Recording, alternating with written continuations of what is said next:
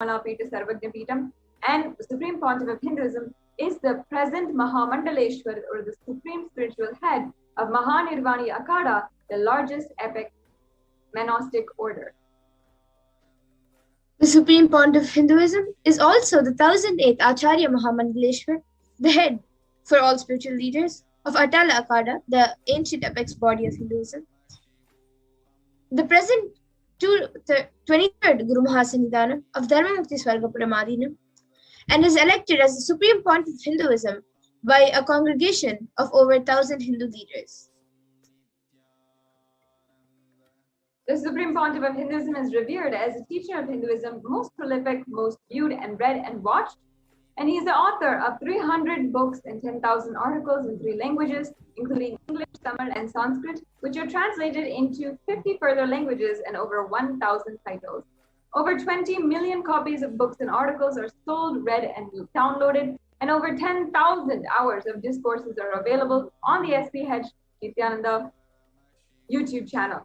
The Supreme Pontiff of Hinduism has enriched 1 billion plus lives digitally and respected as a commentator of sacred scriptures, Upanishads, Bhagavad Gita, Shiva Sutras, Brahma Sutras, Yoga Sutras, Ashtavakra Gita, Jain Sutras, and many more.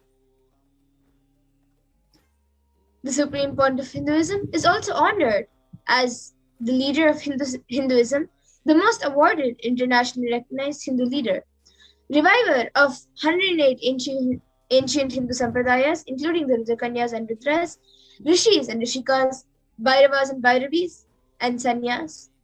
He is also the establisher of the largest Hindu university, the Kailasa Nithyananda Hindu University, in the world, with satellite campuses in 150 countries, and is also the establisher of 1,000 plus Kailasa enlightened ecosystems. The Supreme Pontiff of Hinduism is also the founder and reviver of over 100 Sarvagnyapitams, the collector of the largest Hindu library with over 1 million books, 1 million palm leaf scriptures, and over 20 million digital books.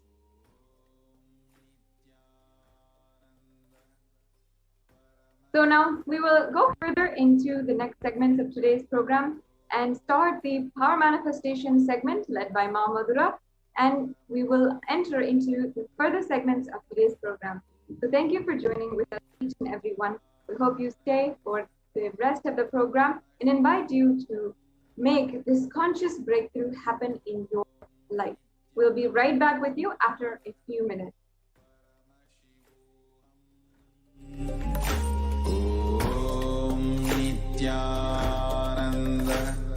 Just be alive for next 3 years. Don't die within next 3 years.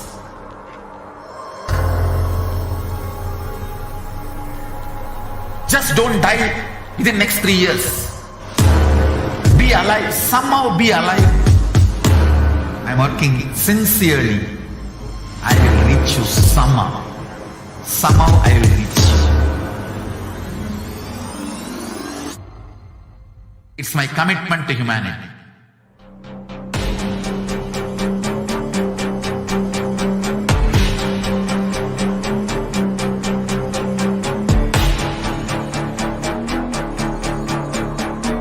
Just don't die within the next 3 years.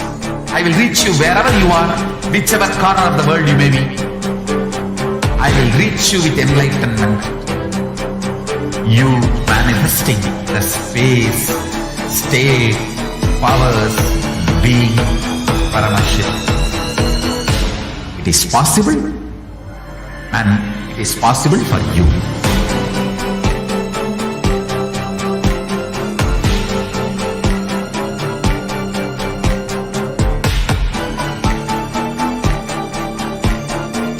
Paramashivoham will reach you with enlightenment science. I know he is going to do the job.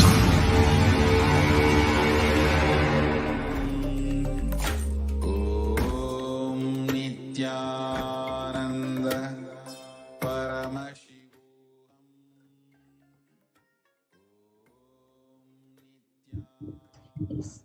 Nithyananda, everyone, welcome back. And now with this, we will be moving on to a Live demonstration, an exciting segment where all of us will be seeing the live demonstration of the manifestation of extraordinary Shaktis of Paramashiva.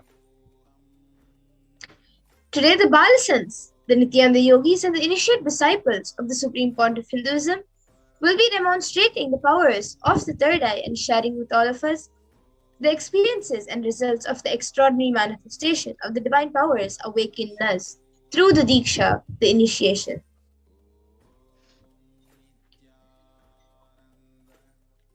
In today's BHAVASAMADHI darshan, all of us will be receiving the initiation into third eye awakening and various other powers with the blessings and grace of the Supreme Pontiff of Hinduism. We will be manifesting the following powers: the power of third eye, seeing with our eyes blindfolded, and the power of body scan. So let's see what are Shaktis.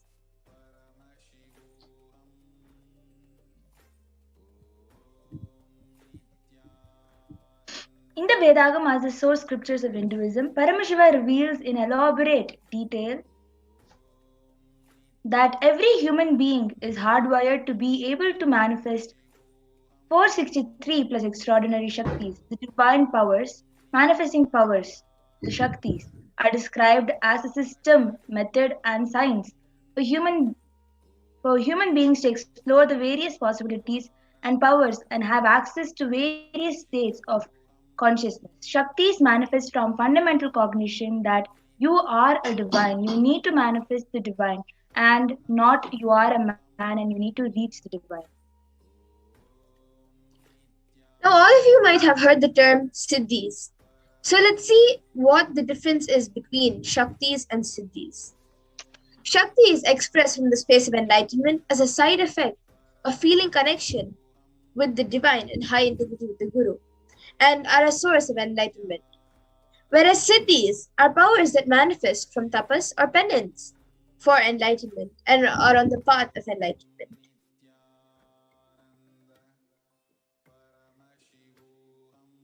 The Shaktis of Paramashiva manifest through ordinary human beings in an extraordinary way after initiation from the avatar, whereas Siddhis are not permanent. Siddhis may divert you from enlightenment, whereas Shaktis are permanent.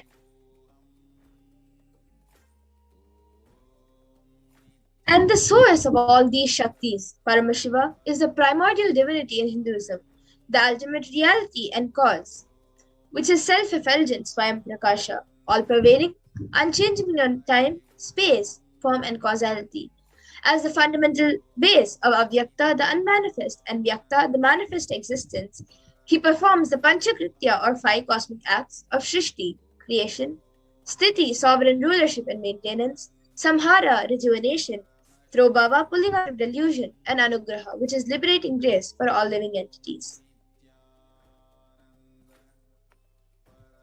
The avatar of Paramashiva, the Supreme Pontiff of Hinduism, Jagadguru Mahasannidhanam, His Divine Holiness Bhagavan Shri Nithyananda Paramashivam, as the 1008th living incarnation and representative of Paramashiva and the reviver of Kailasa, the ancient enlightened Hindu civilization and nation, the great cosmic borderless Hindu nation.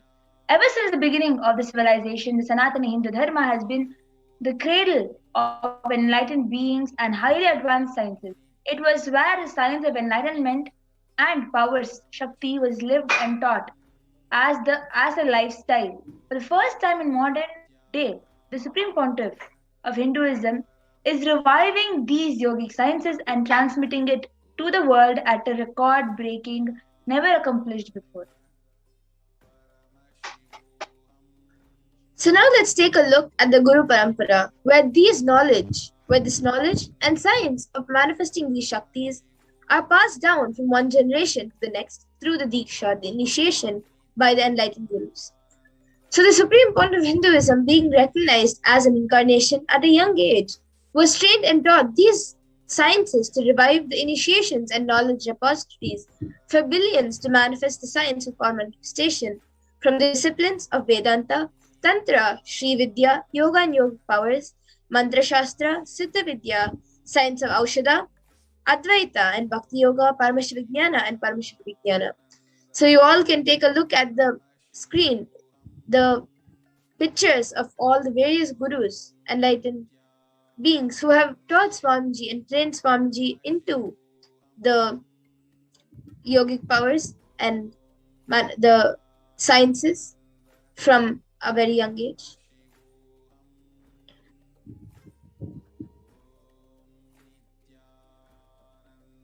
So how do we awaken the divine Shaktis in us? Manifesting Shaktis is the every ultimate truth, jnana, which is mapped into your consciousness, prajna, and manifests as a possibility and power of every being, prajnana.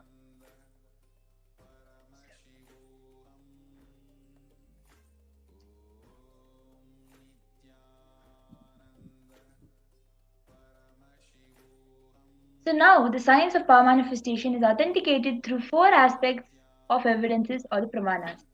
The first is the Shastra Pramana. Shastra Pramana, the eternal unchangeable truths revealed in the source scripture. The Apta Pramana, experiences and results of the Aptas or the authorities of Hinduism, the Vedic rishis and scientists who time tested and verified this science. The next is the Atma Pramana, or an account from the Supreme Pontiff of Hinduism's this millennium's avatar's personal experience of the power manifestation. And the next is the Pratyaksha Pramana, or empirical evidence from observation and scientific experimentation.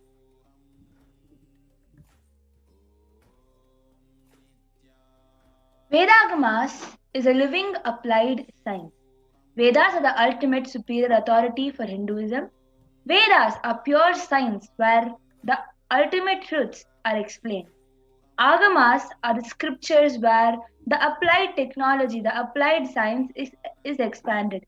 Vedas and Vedagamas are given the status of Shruti as they are, directly revealed by Paramashiva. They are the ultimate, eternal, unchangeable truths. A reference cited from these Shastras or the source scriptures are the ones that are called the Shastra Pramana. So now let's get ready to witness a very unique and exciting demonstration live of the power of third eye.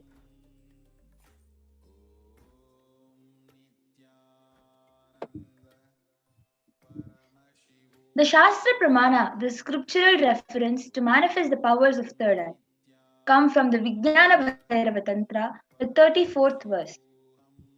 Kapalantarmanonyasa tishthanmilitalochanaha kramena manasodardhyat lakshaye lakshamuttamam. By fixing the mind on the inner space within the crown center and sitting stably without any movement, having the eyes closed in succession, by that stability of the mind and inner space, through the power of the third eye, one directly sees the ultimate goal, Lakshyam, by having the vision beyond the sight that reveals the object or place, attaining the space of oneness with the source, Paramashiva. The next is the Apta Pramana, where Krishna initiates Arjuna into the power of third eye. Natu mam shakyase drashtu manenaiva svachakshusha divyam dadami te chakshu pashyam me yogamaishwaram. Bhagavan Krishna says to Arjuna, but you cannot see my cosmic form with these physical eyes of yours. Therefore I grant you divine third eye vision. Behold my cosmic opulence. In the Hindu Purana Bhagavad Gita, Bhagavan Krishna initiates Arjuna into the power of third eye to behold Krishna's Vishwarupa Darshan, the vision of his divine form. In the 11th chapter of Bhagavad Gita, which contains the description of Bhagavan Krishna's cosmic form, is completely narrated by Arjuna as he sees Bhagavan Krishna through his third eye.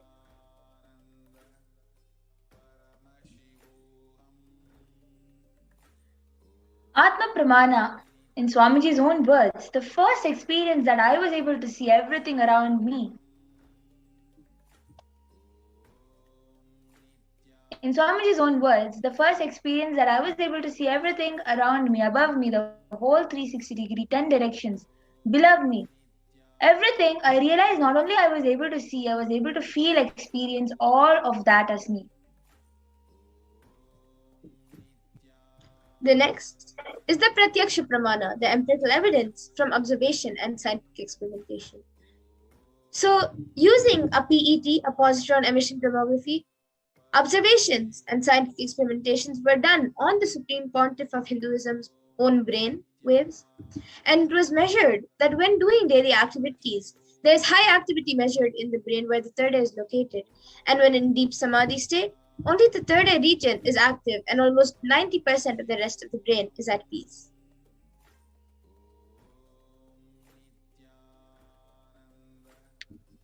The Sakshi Pramana, experiences and results of the extraordinary manifestation happening through the initiated disciples of the Supreme Pontiff of Hinduism.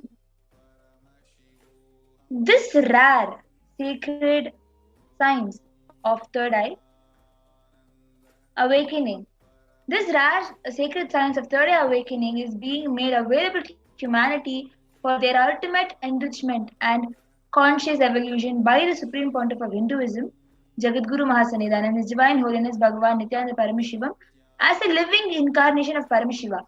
Supreme Pontiff of Hinduism embodies the most profound yogic states that surpass all bounds of time, space, and matter. The Supreme Pontiff of Hinduism is gifting this pure great science of third eye awakening, along with many other spiritual sciences, through initiation, Diksha.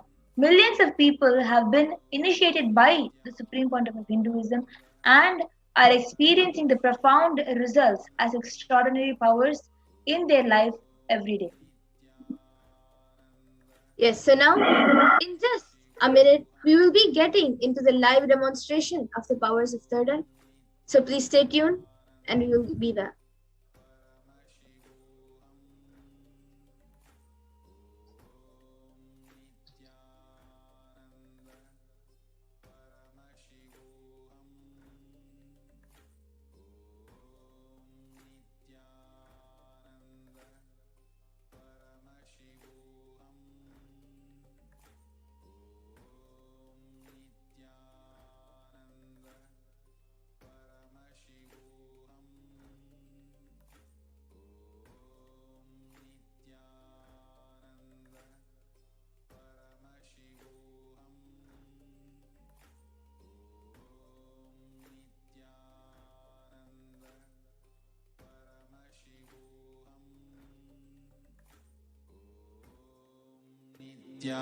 Nithyananda Paramashivoham.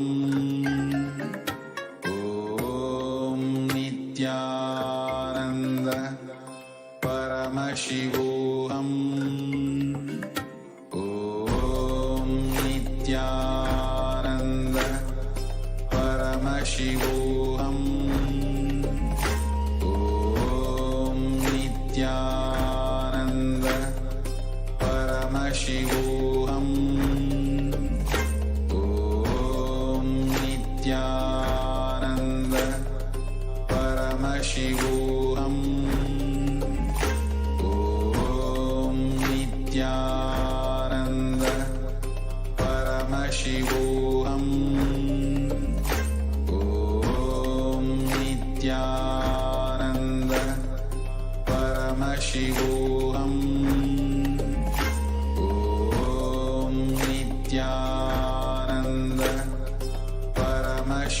Yes, so now we will get into the live demonstration of the power of third eye. And now I have with me Mantya Amritananda, and I also have this eye band with me, which is certified by ophthalmologists, and it is completely foolproof when it is put on my eyes, as this is a thick opaque plastic sheet and there is thick black sponge behind it, which will prevent any light from going into my eyes. So in these two sockets my eyes will go into, and then it will prevent any light from coming in anywhere around my eyes. So now Ma Amrita will be putting it on me. All of you can see it live being put on.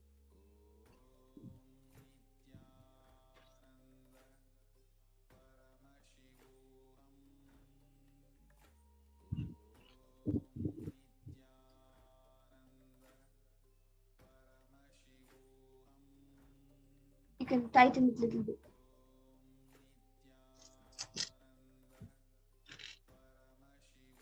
Yes, and move it a little bit down. Little down. Yes. Yes. So now you all saw it being put on me live. And if you all also noticed, when she was putting it on me, and even after that, I will not be touching the IBAN as to make it more foolproof. The yogi or the power manifester who is doing the power will not be touching the IBAN. So even for adjustments, I had asked Mamita. Yes, so now Mamita will be projecting some comments, the YouTube comments in front of me. And any of you can start posting your comments in the YouTube comment section and I will be reading it. Okay, so Kartika Elaya has put, tell my name. And then above that we have Acquisical Om Klim Krishnaya Namaha. Yes, and again we have Acquisical, hope I get to meet him. And again from him, before that we have Swamiji will be in DC. I am in DC. When will he visit? And yes, we have some coming comments, but some upcoming comments. So we have from ASM Creations, Ella, and then from Mavani Narayan, Nithyanandama, and 2 emojis with 3 hearts. And then we again have Acquisical saying, hello, I love Swamiji. Yes, so any of you can post maybe a sequence of emojis, a sequence of numbers, or a sequence of random words and random letters, or a sentence that doesn't even make sense, and I will be reading it to you. And you can even maybe post something which you think I may not know. Okay, so we have Nitya Guha Bhamananda Indira, who has put blue. And then we have Bacham saying Ola with a question mark. And then Vinod Arulapan, Namo Namah Shivaya with a Namaskar emoji. And then we have again Bacham saying Algun Latino Akoy with a question mark. Then Ina Koldamo has put 130-12017. And then we have Kartika Elaya who has put, I will give you some name. Okay, yes, you can give some name and I will be reading out the name. We have Jairam Reddy saying hello.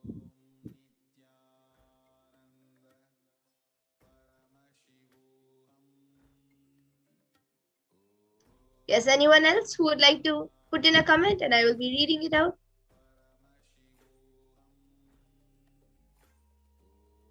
So now we have from Tam Uwazani who has put J Taimi. And then we have Bacham who has put Saludos desde Peru. And then 2 dots and a D. And then we have Ina Koldamo who has put amazing with a Namaskar emoji. And Tam Uzazani who has put J Taime. And Ina Koldamo, even you will be able to manifest this power after the Parashakti Akashic once you have the initiation. Yes, and now we have Vinod Arulapan who has put, can you read Tamil? No, I don't know how to read Tamil. But if I had a book with me right now, I can maybe copy it and show. Or I can maybe, if you put something, then maybe I'll be able to describe how it's written. But I do not know how to read Tamil. But we do have many other power manifestors who can read Tamil. They are not here today, but there are many others who can read Tamil, who do this power.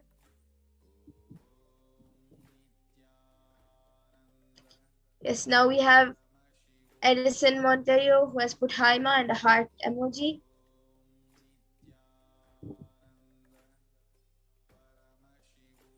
Yes, okay. So now with this, okay, we have one more comment from Tam Ozani, who has put J Teami means I love you in French. Yes, that's great. Okay, so now with this, before we move on to the next power, Mamita will be removing the eye band from my eyes, and we'll be showing you the eye band once it is removed. So all of you can see that it will be just as it was before she put it on my eyes.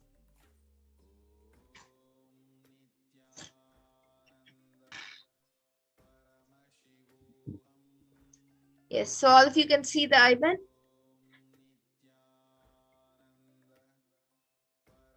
Yes. So now we will be getting into the next power of body scanning in just a few minutes. All of you can stay tuned for the next power of body scanning.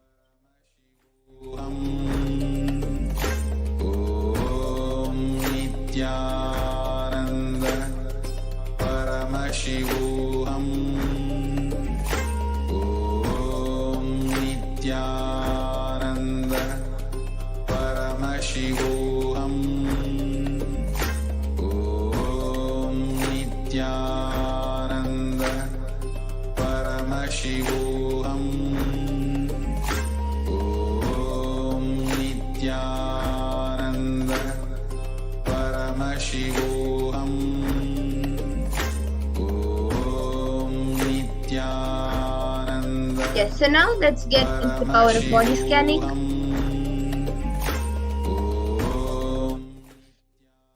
The power of body scanning is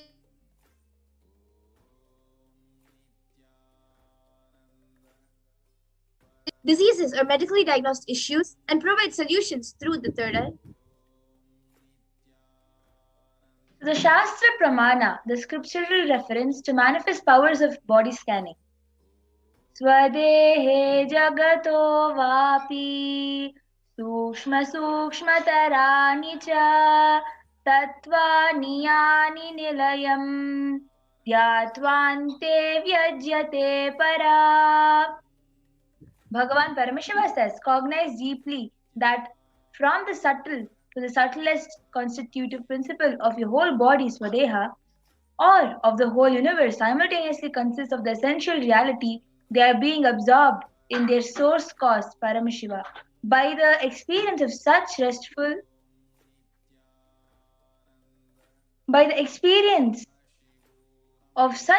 awareness, one becomes complete from all thoughts, and the ultimate universal divine power, Paradevi, Adishakti, Parashakti, is revealed, and the supreme power manifestation happens. The Apta Pramana for the power of body scanning is from the life of Siddha. Terayar was a Siddha and one of the most prominent disciples of Agathir. One day, a man suffering from severe headache comes to Agathir for healing. Agathir uses the power of body scanning and identifies the root cause of the headache. He reveals that there is a small terai, a type of frog, sitting in the person's brain. Agathir immediately instructs Terayar, his disciple, to perform an open head surgery and remove the frog. After the surgery is completed successfully, the person is healed and cured of the headache. Thus, he gains the name Terayar.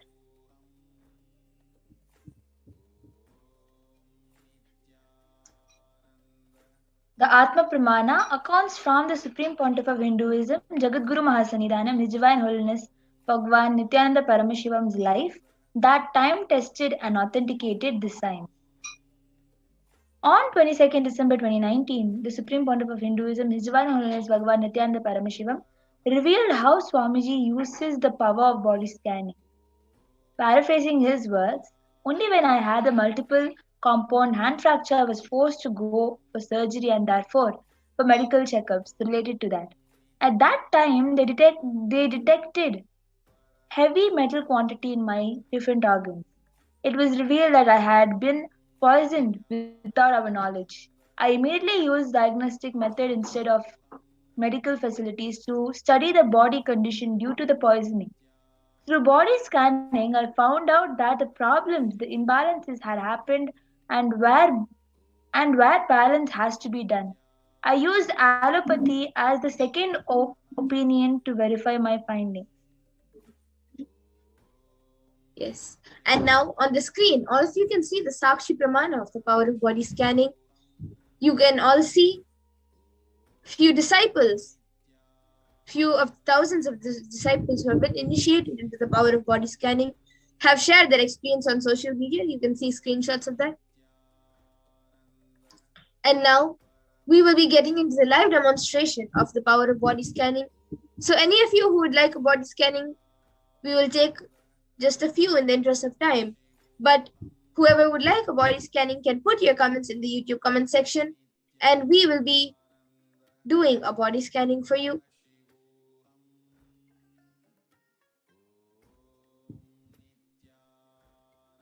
So we have Sumi Murli Aya, who is asking a scan for his father. Aya, do we have your father's consent?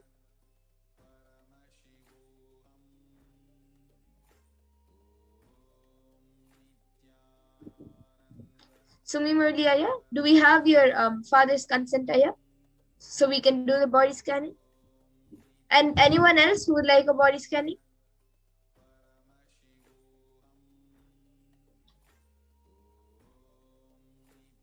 I see Sumi Murli Aya has asked for a scan for his father and saying that he is in USA.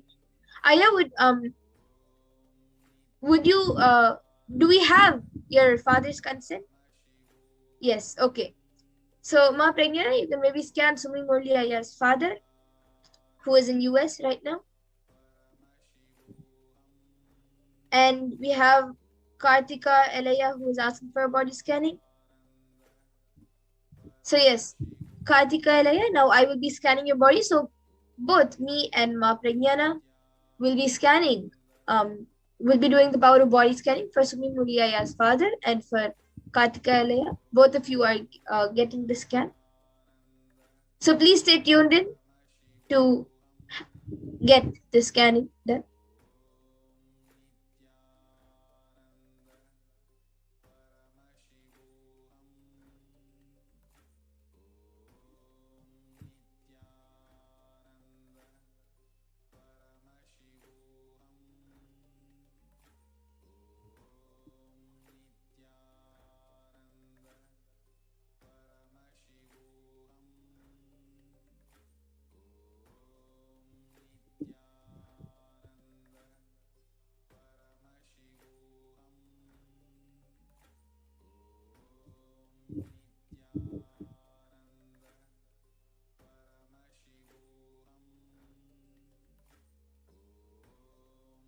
Sumi Muraliya, I was able to see for your father.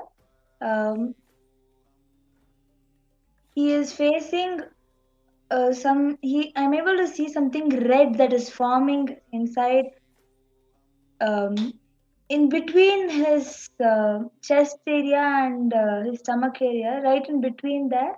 I'm able to feel something red is forming, which is causing some irritation for him also inside. Yes, and I was able to see for Kartika Elaya, I was able to see that there's a lot of toxins getting accumulated all over your body, and it is because of the food which you're eating is not organic. So you have to get more organic food. You can get whatever you want to eat, like the vegetarian food, but even the vegetarian food, make sure it's organic. Even the fruits, juices, anything you get, make sure it's organic. So that will help in reducing the toxins. And to get rid of whatever is already there, every day have Haritaki in the night. And every day also do Trinetra Kumbhaka, 108 Trinetra Kumbhakas in the morning and 108 Trinetra Kumbhakas in the night. In the night, if you have time, you can do, but in the morning, you should do it. Like a mandatory routine in your routine. And so this is what I was able to see, which will as a solution to flush out the toxins. Yes, I was also able to see one more thing. The surrounding, the people who he is living with are affecting him a lot. For Sumimo Radaya's father, I was able to see that the surrounding, the people who he is staying with is affecting him a lot. And that is causing him impact in his own life in various different ways, either as stress or powerlessness or as anger. In various different way, he is facing in his own life lows, which I was able to see. Yes, Sumi Muliaya and Ma Kartika Alay both can get back in the comment section if you were able to relate to what we said. And I see many others asking for a body scanning. Ma Guha Bamananda Indira. So Ma, since you have asked for something specific about the hair, Ma Pragnana, maybe you can scan and give a solution for that, and also scan the root of why it's happening. And I also see Ina Koldamov, who is asking for a body scanning for yourself and your children. Yes, okay. So I will be doing it for Ina Koldamov and her children. Ma Pragna, you can start scanning for Ma Guhabamananda. And Sumi Murli has gotten back saying, yes, Ma, right. So thank you, Aya. That's great. And even Ma Kartika Alaya has put thank you so much.